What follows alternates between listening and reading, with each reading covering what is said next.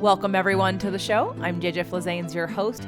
Thank you for downloading today's episode.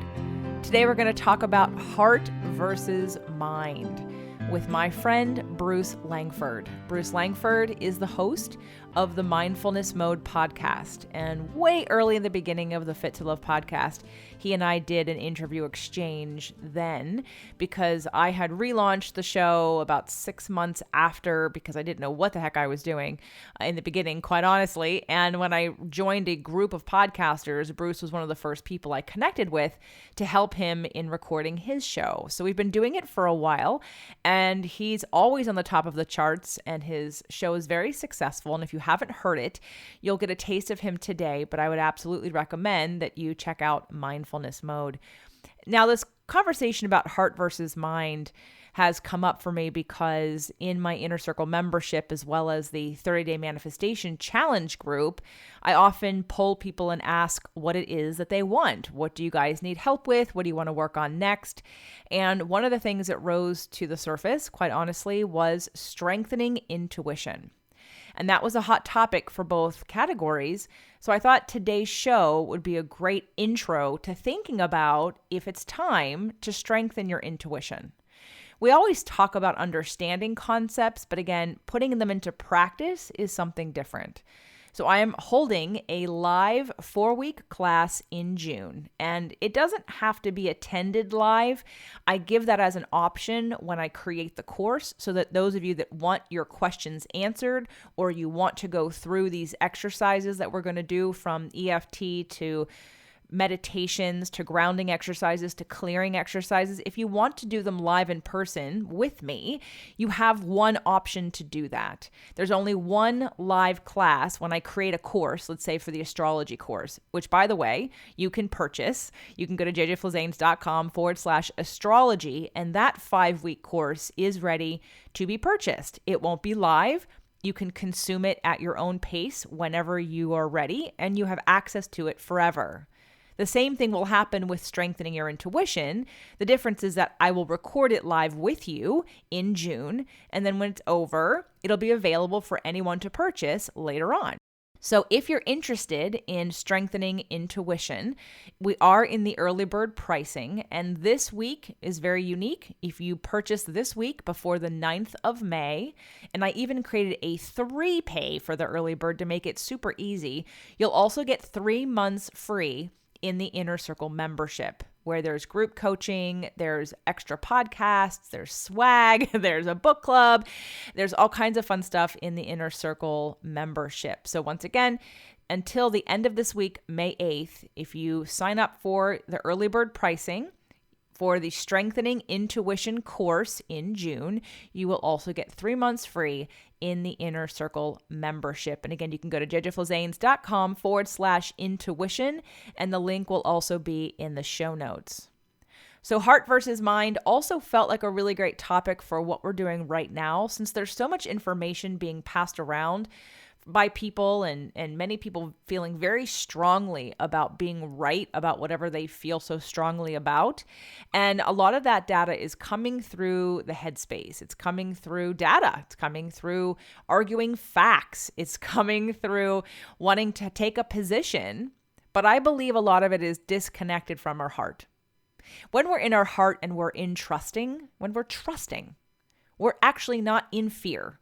And when you're not in fear, you can see things more clearly and again, get those intuitive hits or those understandings or those clarifications that you don't get when you're just in your mind. So Bruce is going to take us through a couple of ways to get more into our heart and his journey into doing that as well. Bruce works full-time as a mindfulness coach, speaker, and podcaster. In 2003, he became passionate about helping bullied children when he saw the negative effects of bullying in the school where he taught. Bruce left the teaching profession and became a full-time entrepreneur, delivering anti-bullying, respect, and mindfulness presentations nationally and internationally. The connection between bullying and mindfulness is clear. Bullying declines when mindfulness is present. Bruce is also a co-writer with Brian Tracy, the best-selling book, Cracking the Success Code. Welcome back to the show, Bruce. Great to be here, JJ. Thank you so much for inviting me on your show again. You're welcome. Well, it was about time. I thought it was about time we reconnected. You and I have been on this podcasting journey together for quite some time. I believe it's been about 5 years. Definitely been 5 years for me. Is that about for you? Yeah, that's right. It has been very close to that. Yeah, well, 5 years ago, we were different people, right? We were talking about different things, maybe not totally different. I mean, you've had mindfulness mode this whole time, and I've had fit to love the whole time, but the evolution of our growth and expansion has been inevitable, and I wanted to reconnect with both you and your tribe and you and my tribe and share what's real for you right now. And I love when I asked you that question that you said heart versus mind. That's right. And that's been kind of a revelation in a way because, I mean, I've always been a heart centered person, but I never realized that I needed to just surrender and let things happen so that I could share the part of me that is heart centered with other people, because there are other people that are yearning to learn what this means and how they can apply this to their lives. And so, fortunately, I've been able to do that. And that's very exciting to help people with that. Let's talk about your journey over the last, I think we probably interviewed each other within that first year to 2 years. So let's say what's been real and happening for you and changing because of your show and mindfulness mode over the last 3 years. Well, I think for one thing, I've learned a lot from the show because, you interview all these great scientists and top mindfulness people and very successful entrepreneurs and business people, and you can't help but learn so much about life and about how to be successful. So that's been very exciting. But I think I've learned a lot about me, learned a lot about how I can help other people. And a lot of that is by letting go, by surrendering. And I think for a while it was, yeah, I get that, but how do you truly do that? And I think learning how to surrender has been a big part of my journey in the last few years, JJ. Do you want to give us some tips about what you've implemented to learn how to surrender? Yeah, I think the biggest thing is just through continued meditation, just through the consistency of giving yourself the space, giving yourself the space to let things happen where you're not feeling like, oh, I have to accomplish this, I have to accomplish that, I have to make so much money, I have to do all these things. It's more like the opposite. It's more like just deciding, you know what? I'm just going to imagine I'm on a sabbatical. I'm just I'm just here to learn and to help people when the time is right, when people are comfortable approaching me, and just let things happen that way rather than try to push and push and push and make things happen. And I think through meditation and even through creating guided meditations, that has been a positive thing for me as well. So all of those things have helped me to kind of sink into who I really am and help me understand that I can help people be more heart centered. And sometimes people help me with the opposite. Sometimes I'm a little bit too heart centered. But just identifying the emotions that you're feeling and understanding that sometimes you just have to notice those emotions and certainly not let those emotions control you. That's the way life is for me now. It's not letting the emotions control me, just noticing them instead. And in terms of the heart versus mind topic, had you had some experience with a lot of intellectual people that weren't allowing themselves to be heart centered? How did we stumble upon this as a focus right now for you and the work that you're doing? Yeah, I have had a lot to do with people in that way. People that are in business, in corporate, and so on, and they just wanted help, and they realized that getting help in the field of mindfulness was probably a good thing, but they didn't really understand the difference between heart and mind and how their mind was really controlling them, and they were blocking out the messages their heart was giving them.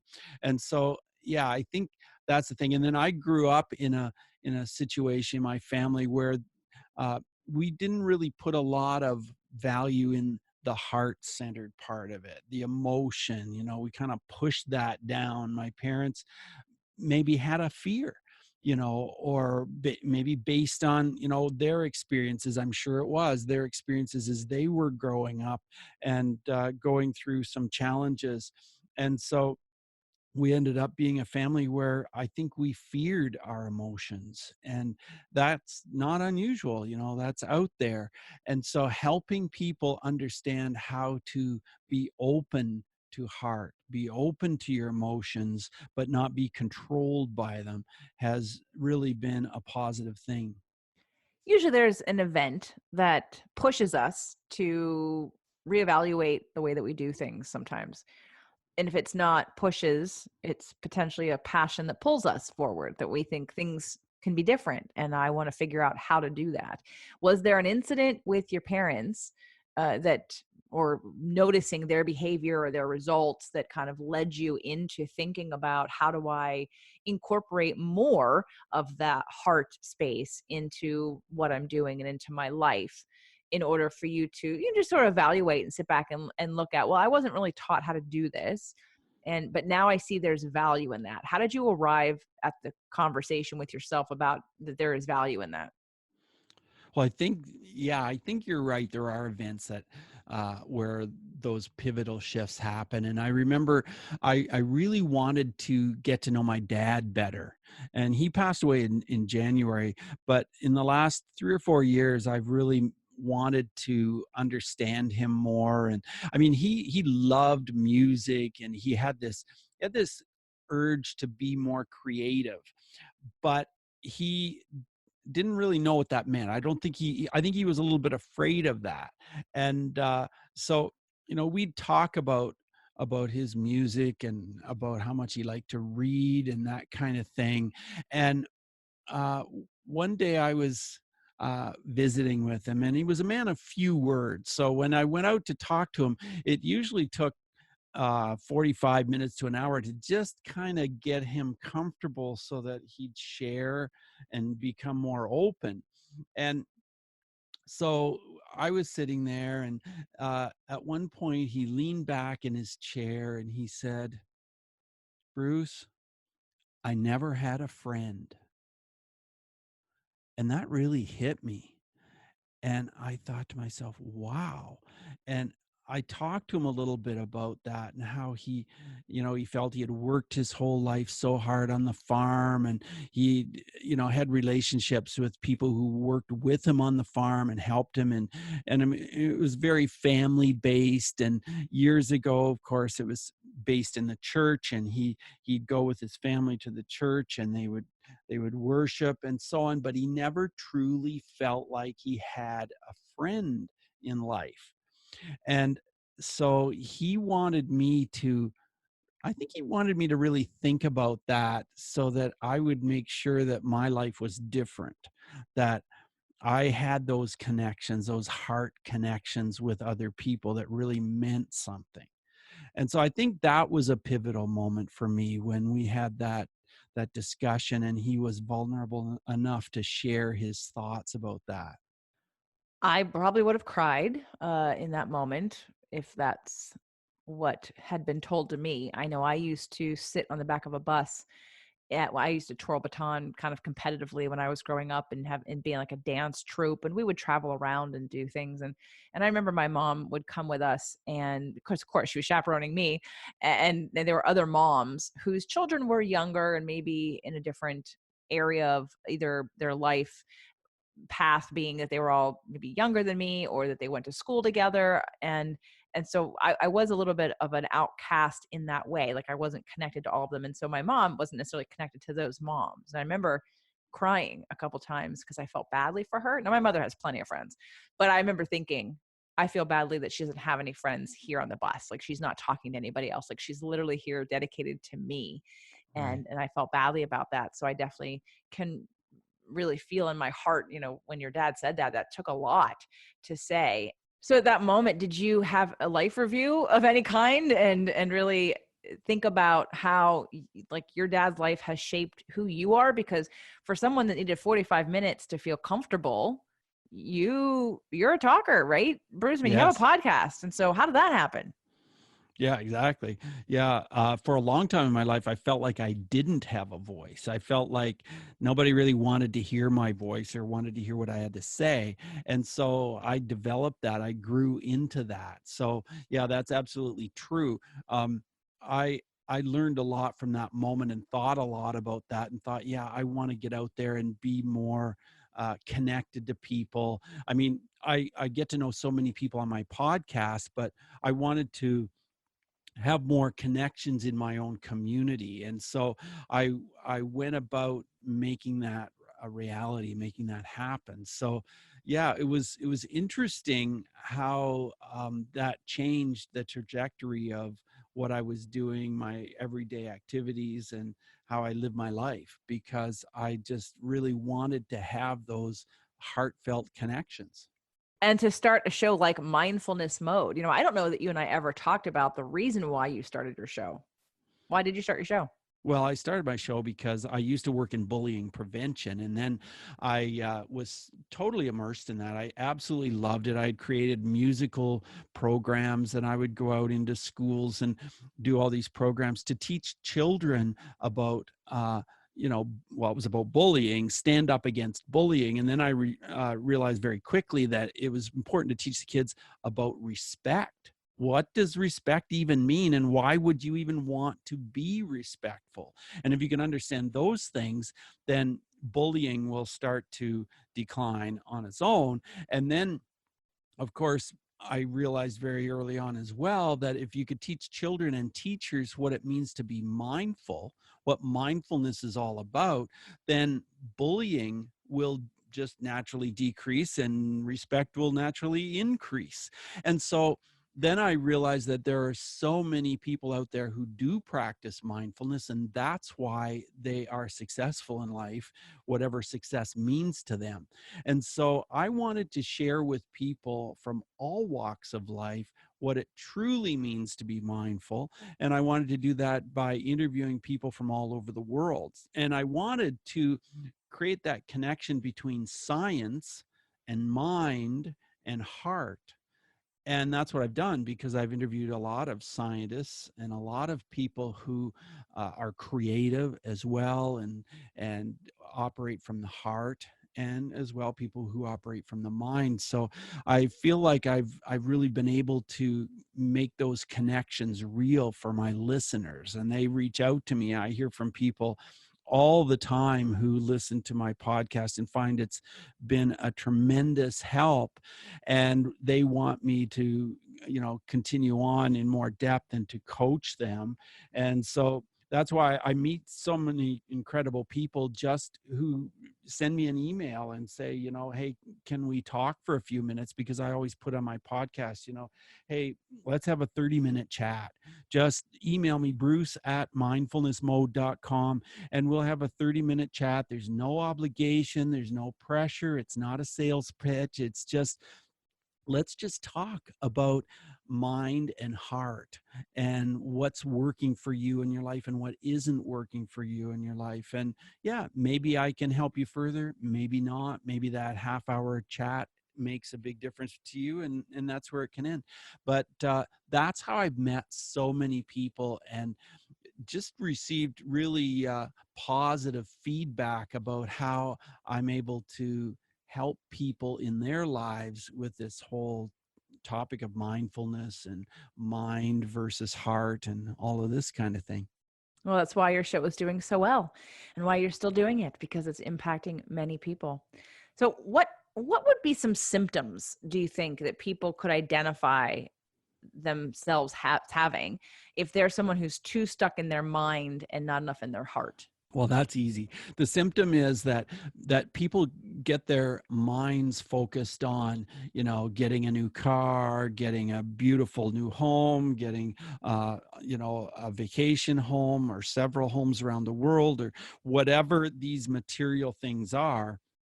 And they push, push, push, work, work, work until they get some of these things. And there's very often a moment in time when those successful people, and I say successful, meaning in their minds, they're successful because they've had their eye on these goals and they've reached the target, and suddenly something happens and they break down and they realize that there's something dreadfully missing in their life, and that even though they have all these material things that they were going after, that something's wrong.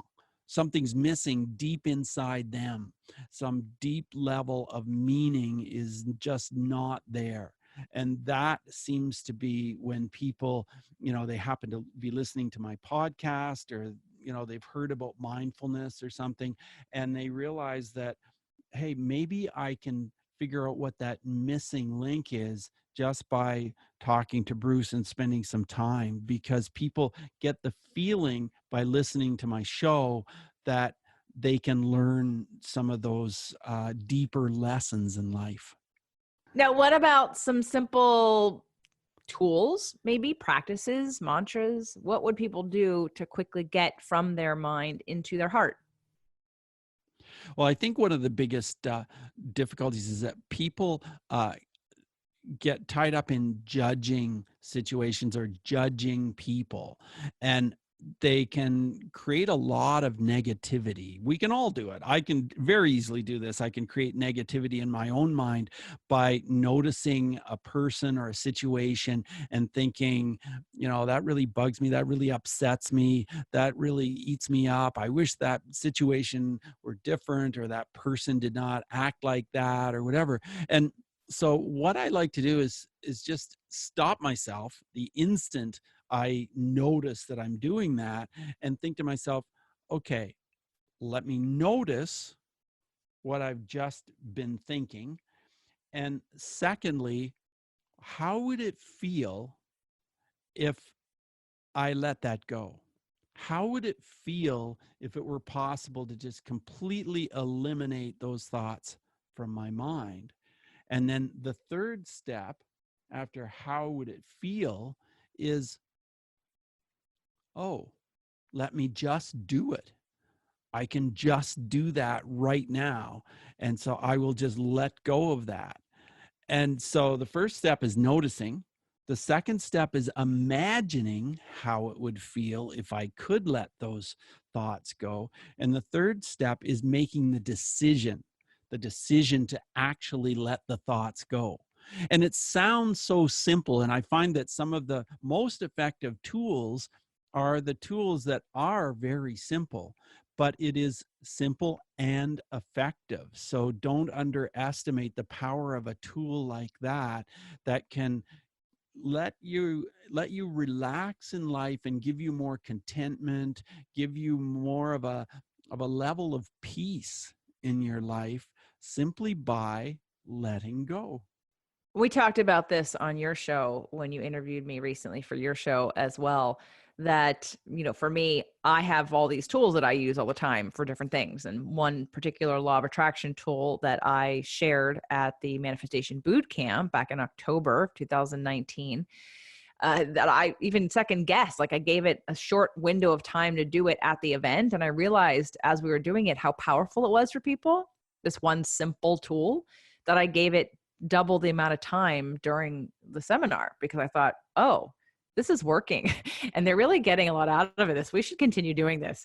So I know firsthand what you're talking about in terms of don't underestimate this simple tool. And what I love about your simple tool is that when you can encourage people even just to question themselves in that moment, you're pulling them into an observer state of being, which already is a form of mindfulness, right? They're not in the drama. They're not sucked into this energy vortex of negativity and drama if they're able to, for a second, take a step back. I mean, that practice in itself is what creates consciousness, is what can be mindfulness, where we're actually aware of our thoughts and feelings in the moment, and we're evaluating it in the moment to see if we want to make the choice. It's giving us the power to continue that moment or to shift that moment. So I think that's a perfect tool.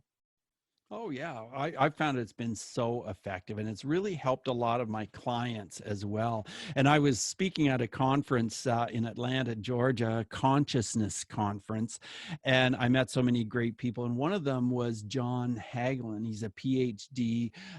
Dr. John Hagelin was featured in the movie The Secret a number of years ago. But to meet him and talk to him, and then, of course, interview him, I was able to interview him for my show. It was just absolutely fascinating some of his insight that he shared about letting go and releasing some of these things that hold us back in life. And I mean, what we all want is contentment, really, isn't it? We want a peace in our life. We want contentment. Yes, we want to have success, whatever that means to us. But if we can use a few simple tools and maybe spend some time talking to somebody who can help us with those things and maybe sees life a little bit differently, then we can move forward in our own life. So that's why I like coaching so much, JJ. It just seems so fulfilling to help other people. I'm sure you probably feel the same way. Absolutely. I love being able to take someone who's seen multiple therapists and hasn't had any relief. And after one session, we nail it. And then it's like, oh, okay, that's all I needed. And Yeah. because it's part of what I do in the collection of tools, just like with you. And I know they resonate with you and they're reaching out to you, especially with the offer, which is a very generous offer of just having a 30-minute chat with you. Let's talk about your process and who it is that you help and what are they coming to you for and who would be the right fit for you. I help a lot of CEOs. I help a lot of people who are in corporate, they're in business. I help a lot of project leaders who have teams, a lot of people who are leaders in the world in one way or another. And actually many of us are leaders. I mean, entrepreneurs are leaders, but a lot of the people I help are in the corporate world and they've been living through their mind to a great degree, and many of them have met with huge levels of success. You know, they've made a lot of money. They have homes, and they have you know vacation spots and all these kinds of things, but they feel like something is missing, and they have this inkling. Some of them have this inkling that it's through mindfulness or it's through some kind of connection to the heart or some kind of connection to creativity. And a lot of them, and it's interesting, when they hear my show or they hear me talk or they're connected with me one way or another, they have this idea that I can help them. And fortunately, I can help them. So those are a lot of the people that I work with. And if someone's listening to this and they're part of my tribe and they're going to go check out Mindfulness Mode for sure, the podcast with Bruce, but they're interested in having that 30-minute call with you, how do they sign up for that? Just send me an email, bruce@mindfulnessmode.com. And, just mention that you heard me on the show, on JJ's show, and that you'd like to have the 30-minute chat, and we'll just arrange. I'll send you a link and you can just grab a time and we'll make it happen. And if there are people who are maybe they're not ready for the 30-minute call, but they want more information from you, is the podcast the next best place, or is there any kind of downloadable programs or PDFs that you may have? Yeah, the podcast is a great place, mindfulnessmode.com. And you can also download something from me, which can help with your level of peace and contentment. And it's a guided meditation. Just go to mindfulnessmode.com/calm, CALM, and you will receive a free guided meditation. And also, I will send you some more information and thoughts about how to gain contentment in your life through mindfulness. Awesome. So everybody get your mindfulnessmode.com/calm free meditation. Bruce, what is next for you?